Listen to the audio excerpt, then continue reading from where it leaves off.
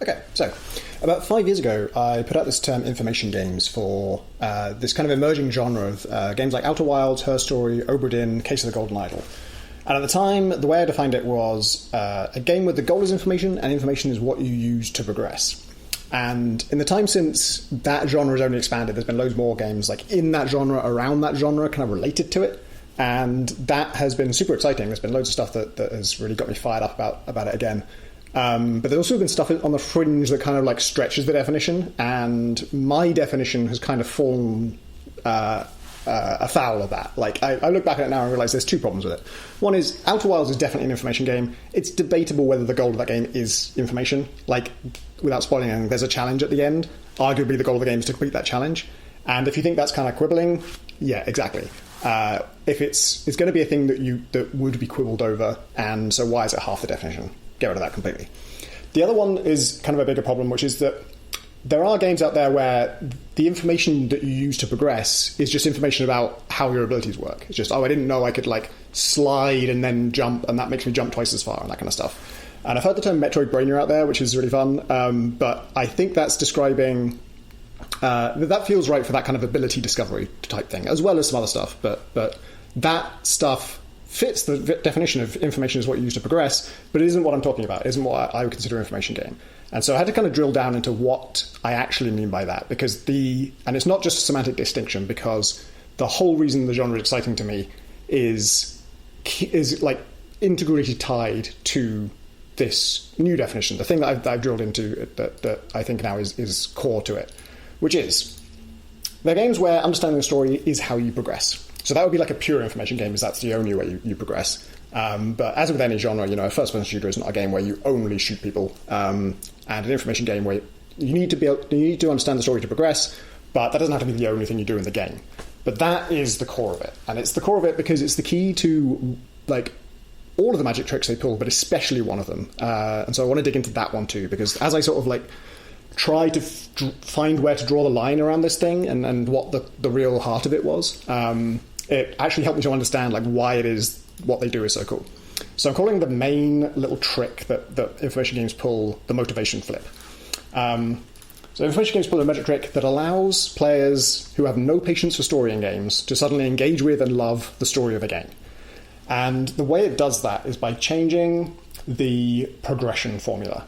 So progression formula is like, what do you have to do to progress? And in a conventional game, like a really conventional game, there's a bit of gameplay, and in the gameplay, you've got to understand the gameplay to progress. You need to understand how to play the game. Even if the game's simple, even if it's in a genre you're familiar with, you need to understand how to play this game to get to the next bit.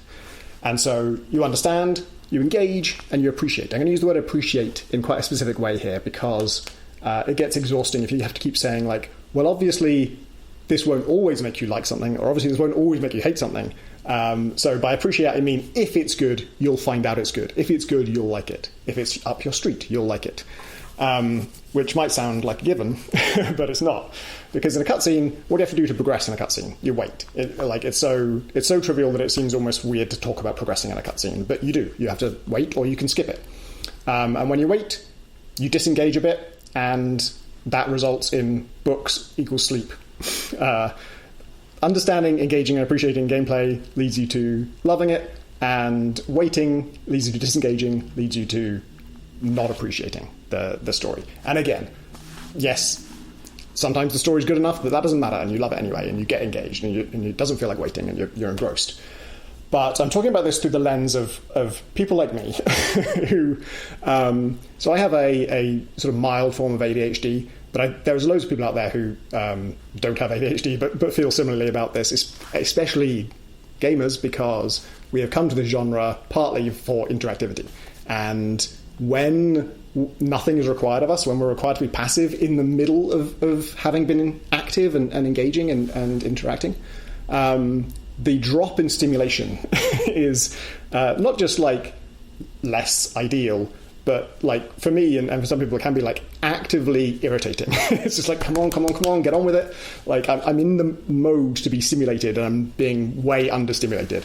And so for all of this, when I'm talking about like, obviously there is a motivation to progress. Most people have some motivation to progress. For some people that motivation is much stronger than others, and at times it can be urgent. So whenever I say like the urge to progress or wanting to progress, Imagine what it's like if you really want to progress, if you're like trying to speedrun something. So the genius of information game is that you must understand the story to progress. That's literally just the definition, which I have written as books plus brain equals go. Previously, in previous technology, we'd already discovered the technology of games plus brain equals go. That was well understood. And we tried books plus time equals go. That was all right, didn't work great. Now we've discovered books plus brain equals go. And that's unlocked the whole thing. Because now you've got to understand, which means you engage, which means you appreciate. And so people like me who previously like had kind of a hard time appreciating story in games, even if it wasn't bad. Like obviously if it's bad, there's nothing you can do about it. But at times there are games where I'm sure the story is good, I just don't have the patience for it because I like the game. And this is the real flip to it, is that the more you like the game, under this formula, the more you like the game, the more hellish this part is. The waiting is like bad enough at the start, and then as you start to like understand and engage and appreciate with the gameplay, every new cutscene is like, oh come on, I'm enjoying it. Let me get back to the thing. I've got to like, and so it becomes not waiting, it becomes skipping if you can skip, and if you can't skip, that's even worse. So the more you want to progress, the less you want to wait. The more you disengage with the plot, the less you engage with the story. And in an information game, because you have to understand the story to progress, the more you want to progress, the more you understand the story, the more you're motivated to understand it, the more you engage with it, the more you appreciate it.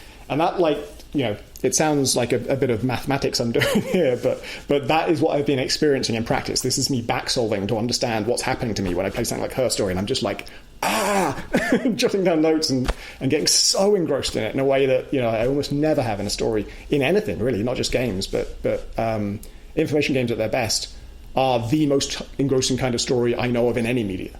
You know, the sort of captivation I experienced in Outer Wilds, like the way that I investigated that thing and became completely wrapped up in it and was just obsessed with unraveling it. Like, there's no film or book that's ever come close to that, and there's no game that's ever come close to that, except other information games, which are, you know, doing the same thing. So that's the core of it for me. That's why understanding the story is so integral to this. Like that is what I'm talking about. If there's another thing that's about mechanics, then that's a different genre and a different name. But information games are, for me, about understanding the story. And that leads to a bunch of other, like, secondary benefits. So using your whole brain, this is one of the first ones that I kind of, like, really woke up to with Her Story when I was just getting to grips with this idea of this new genre, was I kind of rabbit holed in this. I was like, somebody was talking about, they last saw someone 2 days ago, and this was a Saturday, and I knew the date of the interview, and I was like, wait a minute, 2 days ago would have been the 15th of June in 1992. Was that a Saturday? And they're looking that up online, and like, no, it wasn't a Saturday, it was a Friday. She's lying. It turned out that wasn't like a valid way to solve that, but in an information game, that can be one of the ways to the answer. And other times, you know, there are times when just taking a broader perspective and just thinking about it logically, pulling in things from the real world, pulling in things from all manner of different angles, is a valid way to solve it and make progress. And that's kind of part and parcel of the next thing, which is these games support different kinds of intelligence. I was playing Case of the Golden Idol with my friend Victoria a while back, and I won't spoil anything. There is a point during that. It's pretty interesting from the start, but I would say it's a little bit of a slow burn to get going, like to get to the really juicy stuff. And there was a case where we solved it, but all the time Victoria was suggesting this certain solution. I was like, yeah, but why would he do that? Like, I do see the evidence does support it. Like, I can't really argue with that, but I just don't believe this guy would do that.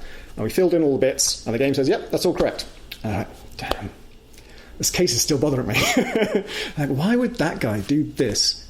Because he would only do this for, oh my God, oh he is, oh my God, oh shit. It all fell into place. So Victoria kind of got to the answer with the more logical, evidence-based, meticulous approach. We were like a buddy cop duo. And I was like the more like sort of intuitive, focused on the character side of things, and like, this person wouldn't do it. I know, I'm psychologically profiling them. They just wouldn't take this action. And then that led to like the real revelation. And actually, it sounds a bit weird when I tell it like that, but I actually really like that the game didn't require us to get it to solve the case. Like, you've solved the case, you got all the answers are right. You know exactly what happened. You know the text of what happened, the subtext of what happened, or the motivations behind what happened. We'll just let that fall into place in your head as you go. And it might, I'm sure a lot of people got that during the case and not right after it. But probably some people got it in the next case. I spoke to someone who's done that case recently. They hadn't played it in a while. And I was trying to ask if they'd got to that revelation yet, and I couldn't quite ask it, specifically without spoiling it. And I don't think they had. I think that's still to come for them, which is exciting. But yeah, all those different angles you can come at it from. That's great for just being more accessible. More different kinds of people can be good at these games. But also, it feels great to take another angle at something and be able to see it in a new way and recontextualize. And then it adds agency to storytelling. So one of the oldest and most sort of formidable battles in game design, game development, so the conceptualization of games, the progress of games as like a medium, is story versus interactivity. So how do you how do you tell a story when the player expects to be able to interact and change things? And multiple choice is kind of the best we've come up with, really. Like Mass Effect 3. The Mass Effect trilogy as a whole, I think, is for me like the gold standard of like supporting a ton of player choices that are really significant and paying them off. From what I hear, Baldur's Gate 3 is probably the new gold standard for that. I haven't played it enough, but that's cool. And then there's crazy people like Chris Crawford. I shouldn't say crazy. Obsessed people like Chris Crawford. Who sort of ran across a room with a sword to slay the dragon interactively. There are people doing like more adventurous and more deep research on this. Of course, there's AI now trying to solve it. And to me, it's always seemed like not always, but for a long time, it seemed like a bit of a doomed quest, because I'm not even sure that the thing at the end of it is what we want. I think it's something that sounds good, but when we have it, might not work. But the idea of a truly interactive story, you just do anything and it reacts exactly as it should and as it would. I think there's loads of interesting, cool stuff there. But in terms of like practical ideas for games you could build today, information games for me kind of solve the problem. Or they solve the problem I care about, which is that the only thing I don't like about a pre-written story being fed to me is I don't get to do anything, and I don't feel personally engaged because I'm not part of it. And in an information game, you are. The backstory is fixed. It's not going to change at all. But the way you investigate it is completely player-driven. Like they're kind of almost sandboxy in the way that you can just come at it from any angle. You could hit upon, in her story, you can stumble upon the big revelation really early on, or you could come at it, much later. And there's downsides to that, but it's sure player-driven. It's really player-driven. If you're feeling like, well, just the order in which you discover the story isn't the story, right? Yeah, maybe. It's storytelling, though. And if you watch like a detective show, during the course of the detective show, the story of what happened is not going to change. And it's just about all the detectives doing are stumbling into how they discover it. But it's their story. The detective story is the compelling part. You're fascinated by how they're going to chase it and like which leads they're going to follow and how their deduction and intuition gets them to the truth. You're often less interested in what actually happened. It's not so much about the answers. The process is half the fun. And in information games, that part is completely interactive. You're actually doing it. And I just told a story about me and a friend feeling like mismatched buddy cops with different investigative styles, which is like an amazing, cinematic kind of moment that games can very rarely do. And it's fantastic that can be just like an interactive experience that we have organically. And then player-driven revelations are just way more rewarding. Had one in Outer Wilds that was not triggered by any new information dump. It was just, you keep starting again in Outer Wilds. Again, I won't spoil anything. And I was just looking at something, and I'd looked at it 100 times before, and this time when I was looking at it, I just thought, it's weird that it does that. And I thought, it's actually really, it seems almost wrong that it does that. And then things started to fall into place, and I was like, could that be? Oh no, wait, oh shit.